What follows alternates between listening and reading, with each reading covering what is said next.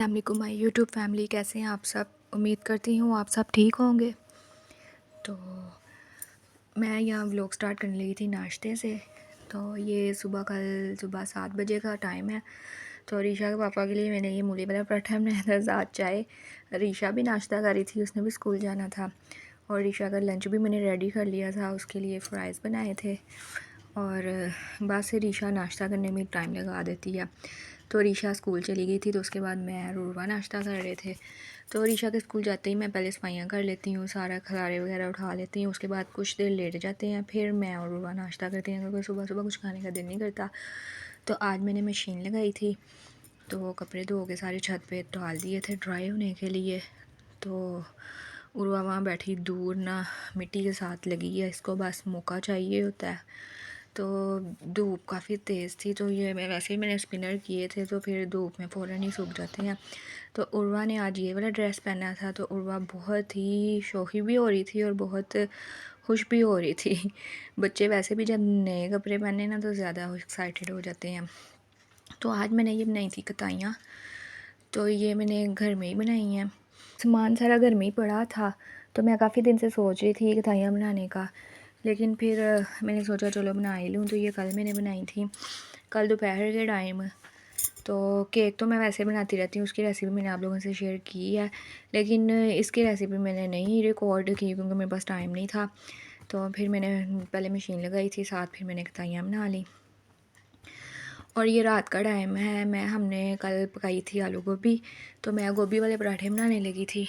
तो उसके लिए ना मैंने ये पहले छोटे छोटे करके रख लिए थे। तो 2 ही पराठे बनाने थे बस। उर्वा अरीशा कह रही थी मम्मा मुझे मूली वाला पराठा बना दो। तो मैंने कहा मूली तो नहीं है, लेकिन मैं गोभी वाला पराठा बना देती हूँ, आप वो खा लो। तो बस फिर मैं एक उसके लिए और एक अपने लिए बनाने लगी थी। और ये जो मैंने बनाई थी ना कताइयाँ, तो ये मैंने ना यूट्यूब वगैरह से नहीं देखी थी इसकी रेसिपी। और जो मैं केक भी बनाती हूँ ना, उसकी भी मैंने यूट्यूब से नहीं कोई रेसिपी देखी। मैंने पहले ही ना, मेरे पास बहुत सी वो रेसिपीज़ बुक्स होती थी, मुझे बहुत ही उसका क्रेज़ होता था, तो मैंने ना बहुत ला के जमा करके रखी होती थी। तो मैंने उसी में से ना बस ये सारी चीज़ें बनाना सीखी थी बेकिंग की। तो मैंने तब से कताइयाँ उसी में से बनाना सीखी थी। और केक भी वैसे भी जो यूट्यूब पे रेसिपीज़ होती हैं उसकी मुझे समझ ही नहीं आती, वो इतनी हज़ार करोड़ होती हैं कि इंसान को समझ ही नहीं आ रही होती कि कौन सी सही है कौन सी नहीं है। और बस इसी तरह ही है, जिसको समझ आनी हो आ जाती है। तो मैंने तो वो रेसिपीज़ बुक से ही ये बेकिंग की चीज़ें बनाना सीखी थी। तो खताइयाँ मैं पहले बनाती रहती थी, लेकिन अब मैंने काफ़ी टाइम बाद बनाई थी, तो उसकी रेसिपी भी मुझे याद थी, तो सो मैंने बना ली। तो आगे मैं ना पहले खाना वगैरह बच्चों को खिला के खुद खा के फिर ईशा की नमाज़ पढ़ती हूँ। लेकिन आज मैंने सबसे पहले ईशा की नमाज़ पढ़ ली थी, क्योंकि उससे पहले मैं रीशा को पढ़ा रही होती हूँ। रीशा के स्कूल में टेस्ट हो रहे हैं, तो शाम तक तो उसी को पढ़ाती रहती हूँ, सारा टाइम उसी में गुजर जाता है। फिर उसके बाद मैं ना जब रात को रोटियाँ बनाती हूँ ना, तो फिर उसके बाद सारे काम वगैरह करके बर्तन वगैरह धो के फिर ईशा की नमाज़ पढ़ती हूँ। लेकिन आज मैंने पहले ईशा की नमाज़ पढ़ ली थी, उसके बाद मैं ना ये रोटियां बनाने लगी थी, रात का खाना। और जब भी आलू गोभी पकती थी तो मैं हमेशा गोभी की सैंडविच बनाती थी, बल्कि बहुत से लोग ऐसे ही करते हैं, आलू गोभी पकी हो तो उसके सैंडविचेज़ ही बनाने होते हैं। तो लेकिन मैं गोभी वाला पराठा बनाने लगी थी, क्योंकि गोभी वाला पराठा भी बहुत अच्छा लगता है। तो बस फिर वो रीशा मेरे आसपास ही फिर रही है इधर उधर। तो ना मैं ना जब ये नाश्ता बनाने रोटियां पकाने लगी थी ना, तो रीशा कह रही थी हमें चारपाइयाँ बिछा दो, हम बिस्तर उधर बिछा लेते हैं ऊपर।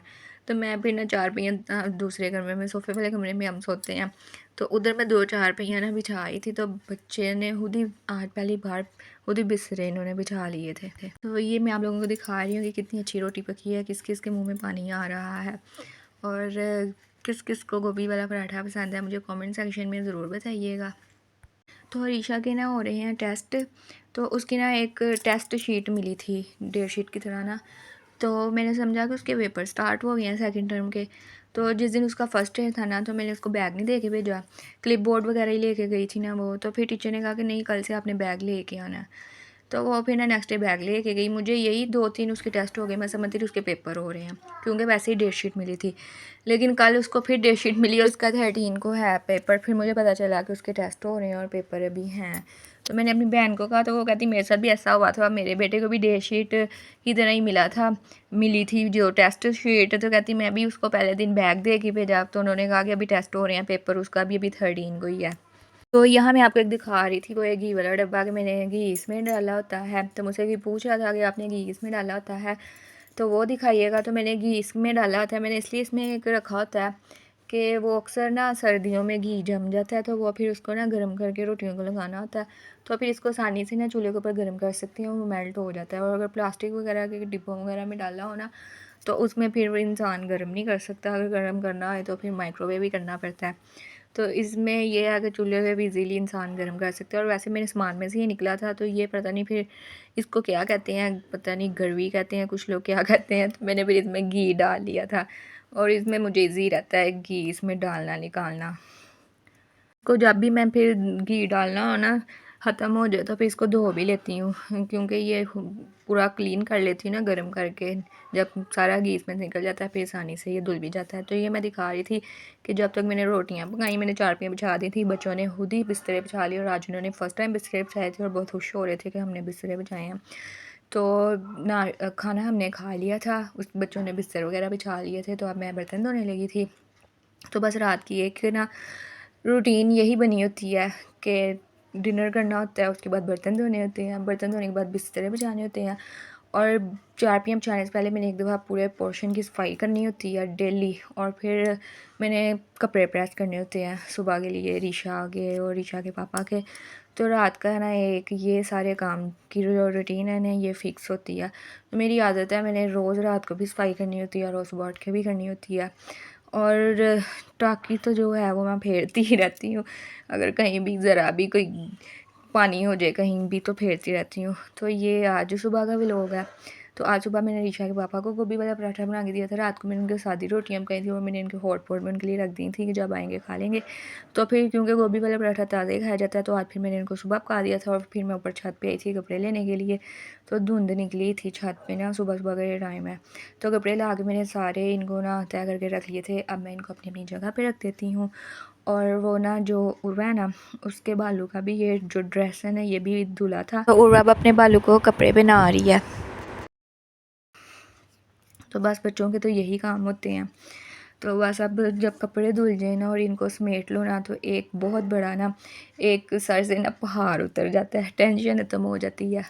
तो अब मैं ना उर्वा के सर में ना वो तेल लगा रही थी जुओं वाला।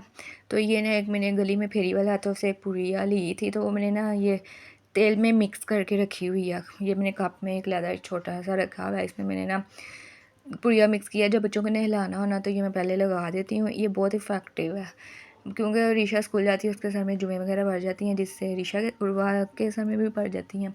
तो फिर मैं नहलाने से पहले दोनों के सरों में लगा देती हूँ। तो बस इसी के साथ हम अपने व्लॉग एंड करते हैं। मेरे चैनल को लाइक शेयर सब्सक्राइब कीजिए। ओके, अल्लाह हाफिज़।